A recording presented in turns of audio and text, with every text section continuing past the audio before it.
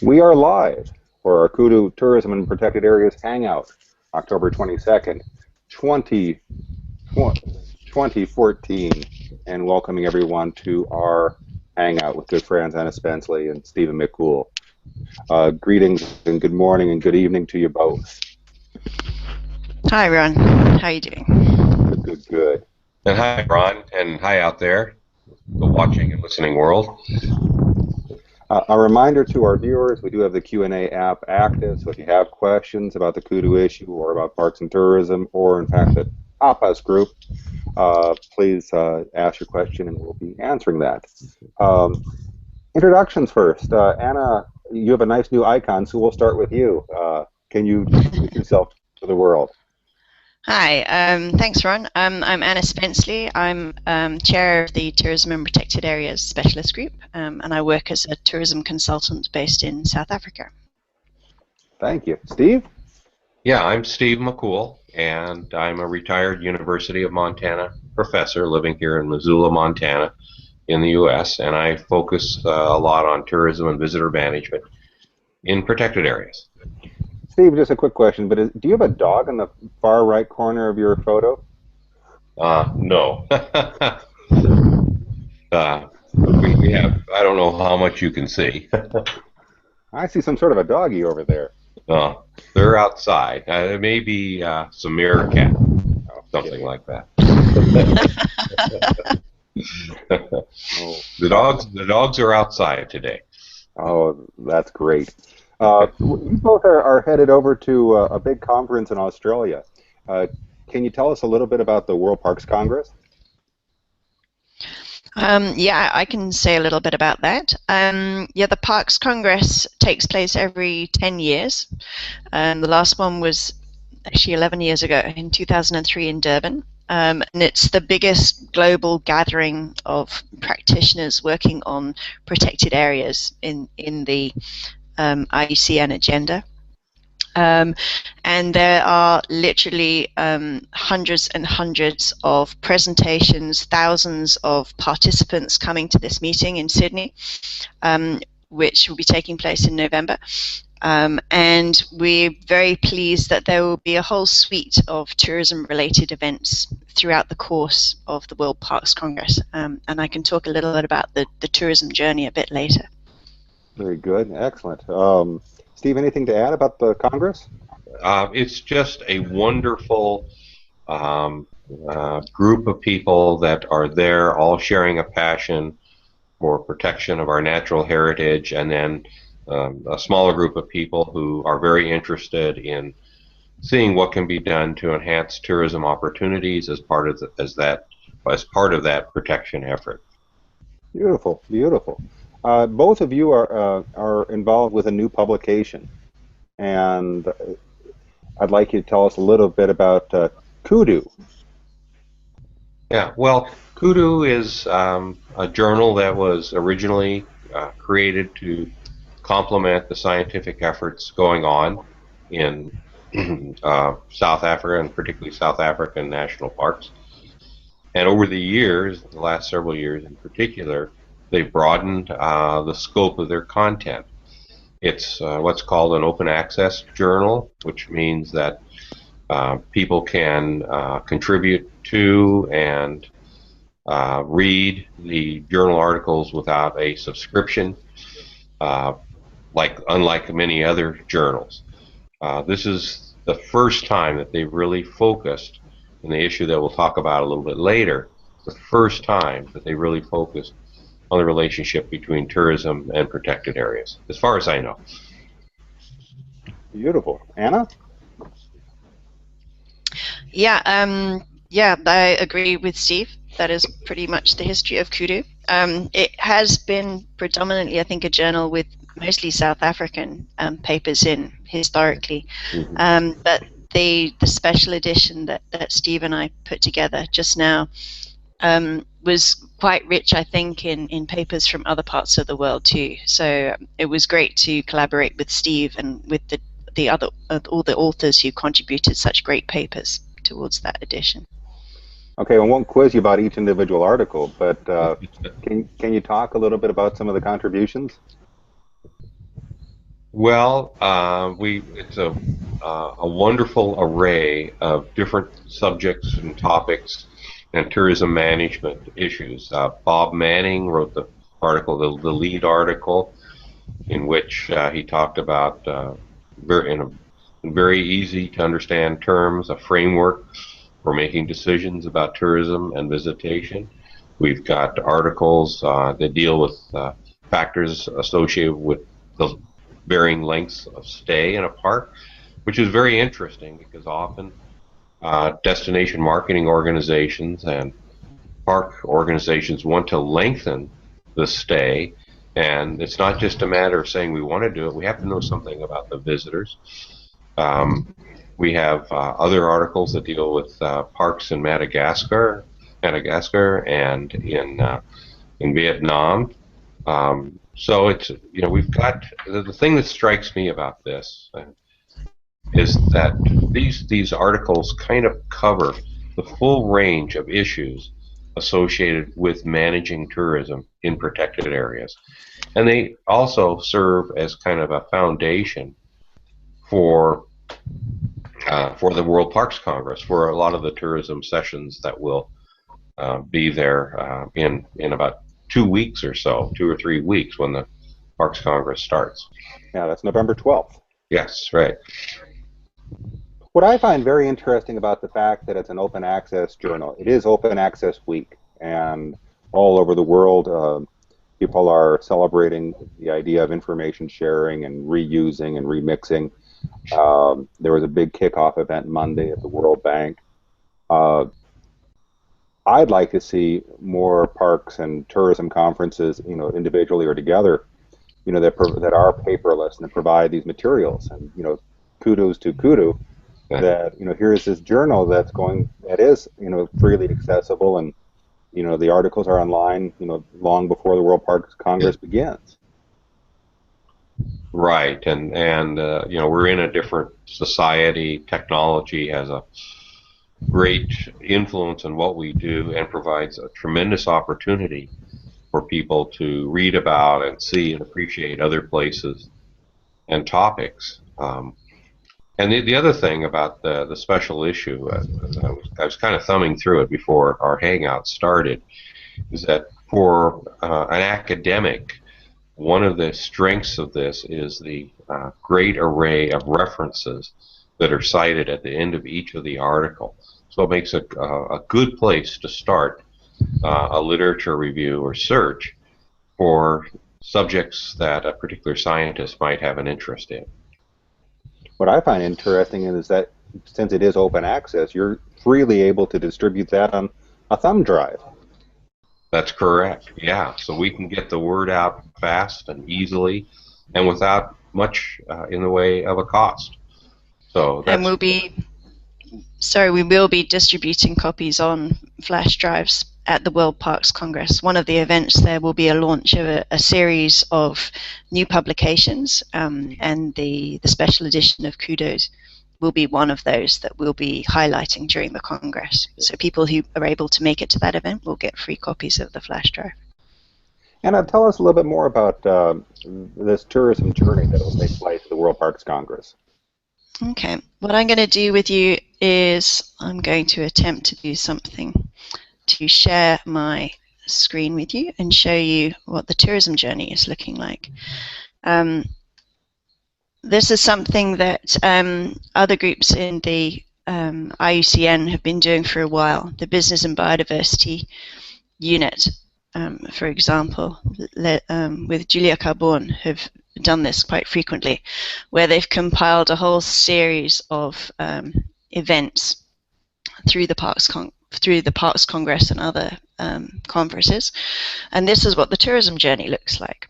So what a team of Robin Bushell and Sue Snyman and myself have been compiling this, and we've got each day is listed, and then each day we've listed what tourism activities are taking place on that day and what time they're happening, So we've got the title of the event, who's going to be there presenting, and where it's going to be. So we're hoping that this will make an easy navigation tool for people who are trying to go through the online program and want to know where the tourism activities are taking place.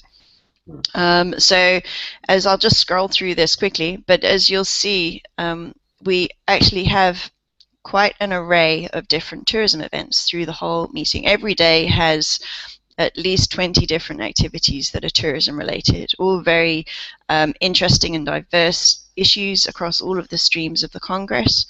And the Tourism and Protected Areas Specialist Group also has several events during this meeting, including on Saturday the 15th. We have at 7:15 in the evening, we have a Tapas Group networking meeting, where we'll be doing some important launches of new activities, a new working group, our new logo, and then also on Monday the 17th, there's an event that I've highlighted in yellow here, which is going to be the launch of the new best practice guidelines on sustainable tourism, the 3rd edition of this guideline document, and also the Koedoe journal. So Steve and I will be there. We will have some copies to show around and display to people, and we hope lots of people come. And where possible, we're going to try and do some live streaming of events where technology allows, with Ron's support. And we're hoping to make it accessible to people who can't make it to Australia for this meeting. Beautiful, beautiful. Well, we will put the links to any materials that are relevant. When the Tourism Journal is available online, we'll make sure that we have access to that. I'll see if I can recycle the information onto a Google Calendar, and we'll do everything we can so that the people are aware of what's happening when. Great, thank you. Beautiful, beautiful. Let me just go back and ask one thing about Koedoe. How long did it take you to prepare this journal? Well, I think it probably took us a lot longer than we originally anticipated. When you're dealing with 15 or 16 authors, and each one has a different set of priorities, and each one writes with a different level of skill, it gets to be quite complicated pretty easily. We probably spent a couple of years, Anna, from the time that we made the announcement to the time it actually got published. I think that's fair.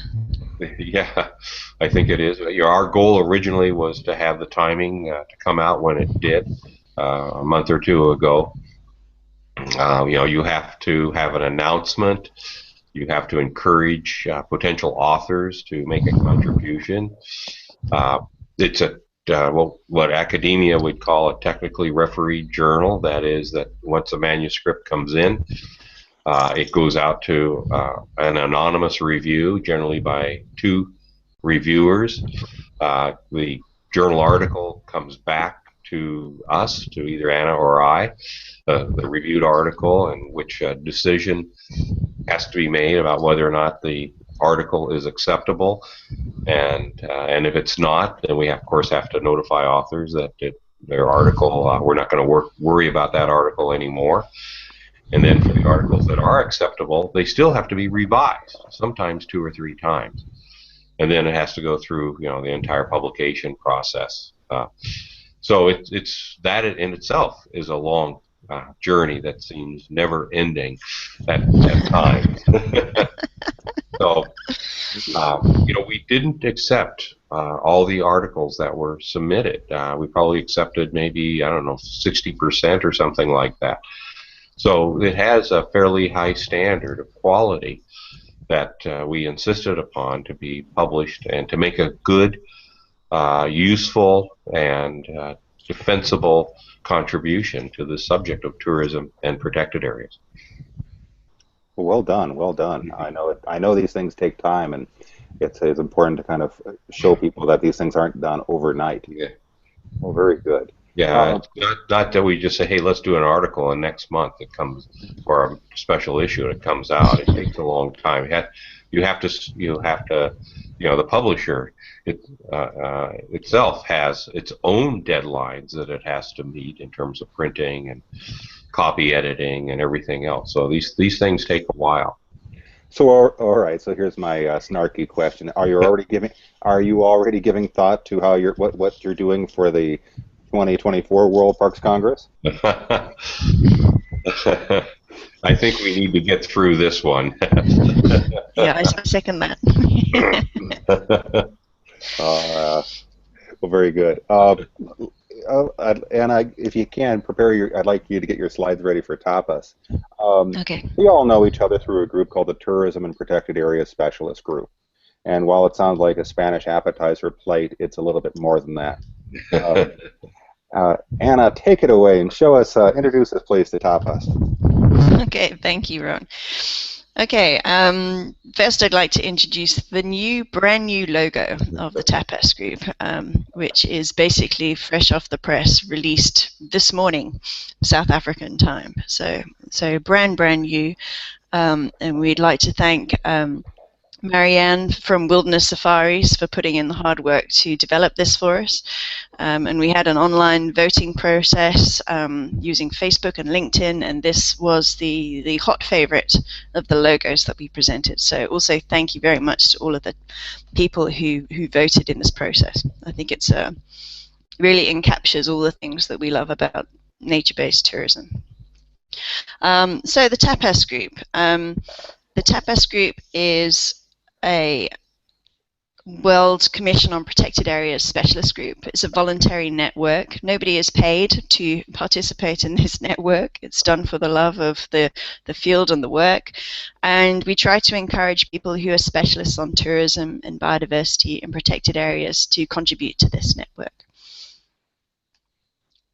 And what do? We do a range of activities. One of the main things we do is try to generate and distribute knowledge. This includes journals like the Koedoe edition that we're talking about today, but other editions like Parks, which is the WCPA journal, and the sort of gold standard for the IUCN is the Best Practice Guidelines series. And this is the second edition of the Sustainable Tourism Protected Areas cover, which Steve co-authored, and there'll be a new edition of this this manuscript launched at the Parks Congress too.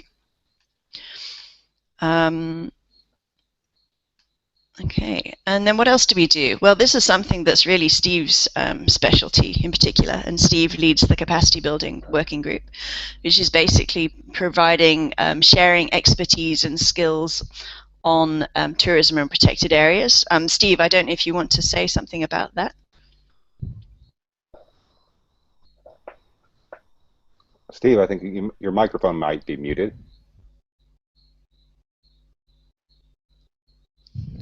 There we go. Sorry, folks.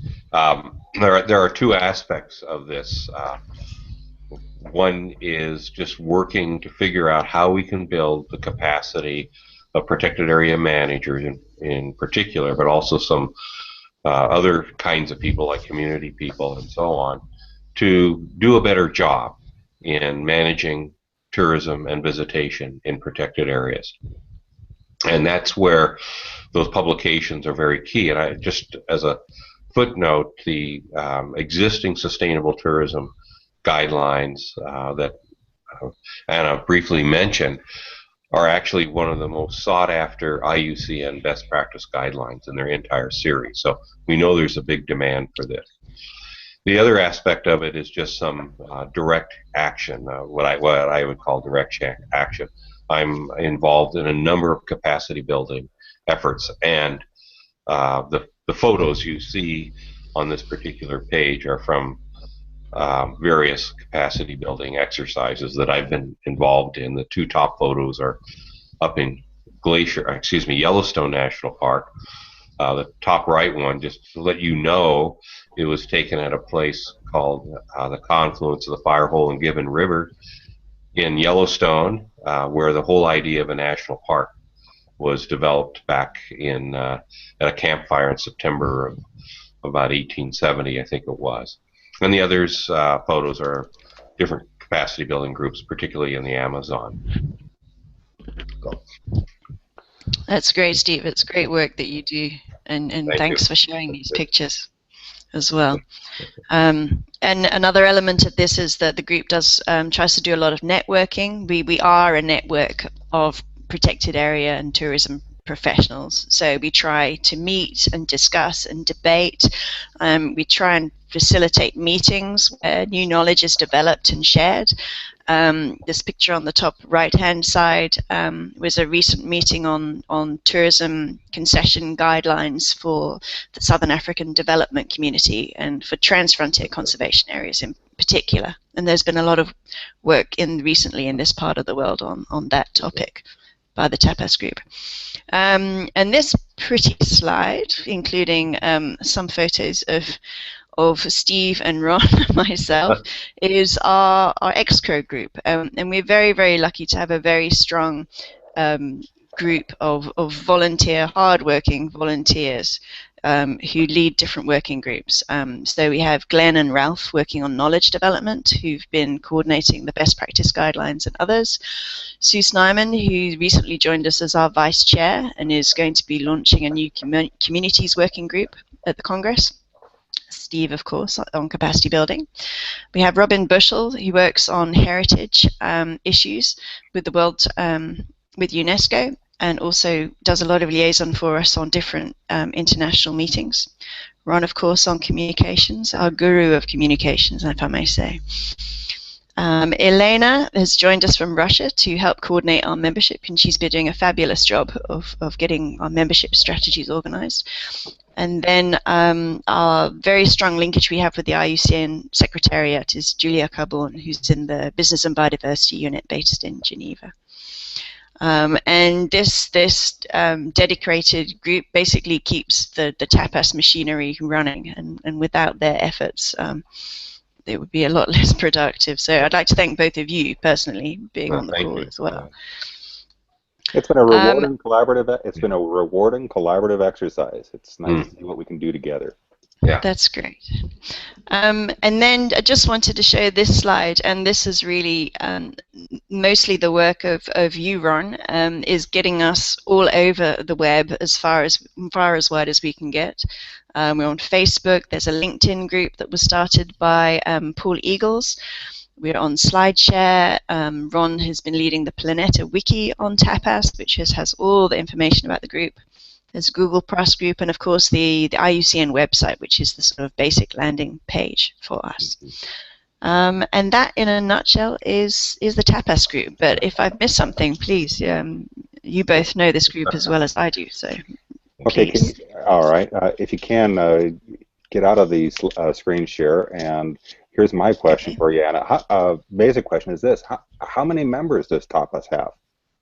The last count, we had 266 members, all globally distributed from a range of different stakeholder groups. Some are academics, some are consultants, some work for protected areas, some are in the private sector, like our Vice Chair, Sue Snyman. So there's a whole range of different people from all over the place who are involved, which is one of the strengths, I think, of the network. And what are both of your, do you have any non-official but personal goals with the World Parks Congress? Do you see that membership will increase, or there will be like a lightning strike, and there will be more engagement? What are your hopes that will come out of this World Parks Congress for Tapas? Sure. I'd like people to be talking tourism at the Parks Congress. We've been fighting since the Parks Congress became open for presentations, and they've been discussing streams to get tourism on the agenda. We tried to get it as a stream, didn't happen. We tried to get it as a cross-cutting theme, didn't happen. But what we see with this journey is it effectively is a cross-cutting theme. It's everywhere, all over this Congress. And what I want to do is make sure that people who want to know about tourism activities, who want to see the latest best practice from the people who are participating, know about them and can schedule them into their agendas. I want to be able to share these online and make sure that people who can't get to Sydney can also participate and find out what's happening, and we'll really get a buzz going on this important theme. Yeah. For me, that would be great. Yeah. Ron, I think Anna has articulated this very well. If we look at, say, globally, the couple 100,000 protected areas that exist around the world in the UN database, what we see is that many of these protected areas are going to have visitation of some kind. And actually, if we want to protect biodiversity, we have to make connections between people and that biodiversity and that, the natural heritage. And we have to do it in a way that doesn't negatively impact that natural heritage. And I'm hoping that they'll come out of this, will come out of the World Parks Congress with a much better appreciation, the people are there, of the role that tourism and visitors have in protecting that biodiversity, that natural heritage. That's the whole reason for many parks and protected areas. And maybe the next time, the 2024 World Parks Congress, if we want to go back to thinking about that, then tourism becomes an actual stream or a major theme of that conference. Okay.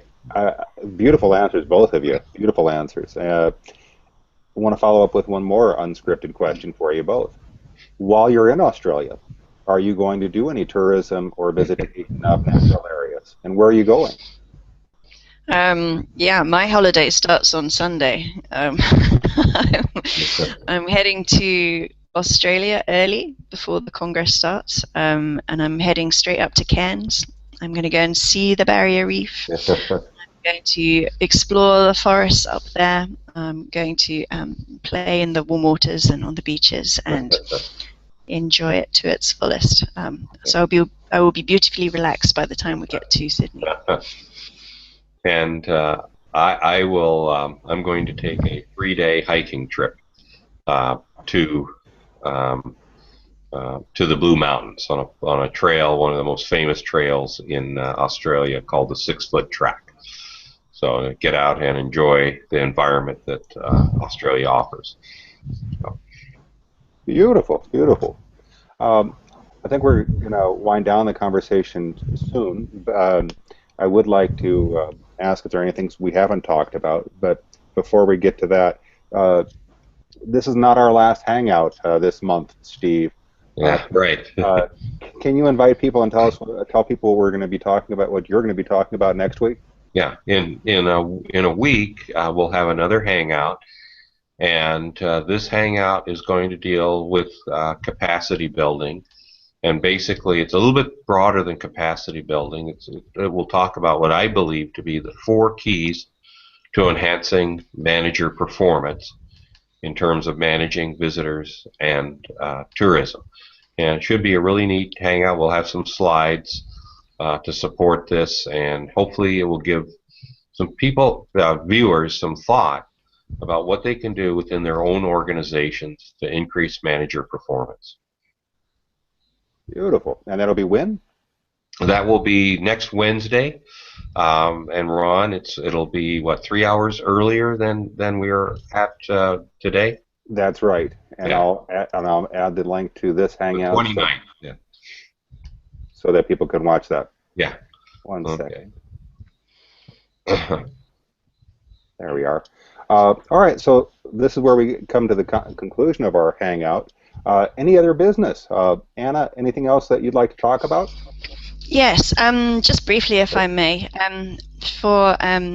As Steve and I worked very hard to put together the Koedoe edition, and so did its authors. And during the Parks Congress, we also, Sue Snyman and I, are going to be announcing a new publication, a new journal that we're putting together with the Journal of Tourism and Hospitality Research, which is a SAGE publication. And the title of this special edition is going to be Sustainable and Inspirational, a decade of progress in protected area tourism. And what we're trying to do is structure this edition around the different streams of the Parks Congress, invite people who have been presenting papers there to submit articles to this special edition, and anybody that is interested in those themes who wasn't able to make it to Sydney also to consider writing something and submitting it. So we're hoping that by the end of the year we'll have some really good papers together, and then we'll start to go through the long process of reviews and revisions and reviews, and we'll hopefully get some really good material out. Yeah. Thank you. Yeah, I think it'll be an excellent issue. Last time we produced a bit of a book that Robin Bushell was facilitated. This will be maybe a little bit faster to get the material out. So hopefully we'll get some people to make some contributions. Beautiful. Anything else from both of you? Well, the only thing I have to say is read the articles in the Koedoe. I think you'll really enjoy them and stimulate a lot of questions in your mind and ideas about how we can do a better job of integrating tourism and protected areas. If people do have feedback about this Koedoe issue, is there a preferred avenue for feedback? Well, it's a good question. I think you can write it for myself. Yeah, they can contact Steve or myself, or the lists of the authors for particular papers are also on the website. So if people have particular issues that they're interested in, they're very welcome to contact the authors too. Oh, well done. Well, very good. I'd like to conclude our hangout right now. Ask you folks to stay on the line, but I want to thank you both for your time. I think it's exceptionally critical right now that we don't just publish a journal, throw it into the wind, and hope somebody reads it. I think having a proper launch at a worldwide event like World Parks Congress is a beauty, and having this online conference beforehand is also helpful in getting the word out. So, thank you for helping me, helping you, and helping everybody communicate a little bit better. Well, thank you, Ron. Thank you, Ron. Thanks for your hard work in putting this together. Hey viewers, thank you for watching. Your comments are welcome on our Hangout. You can post a comment on our Google Plus event page or the video, and we will be having further Hangouts down the road. So thanks for watching.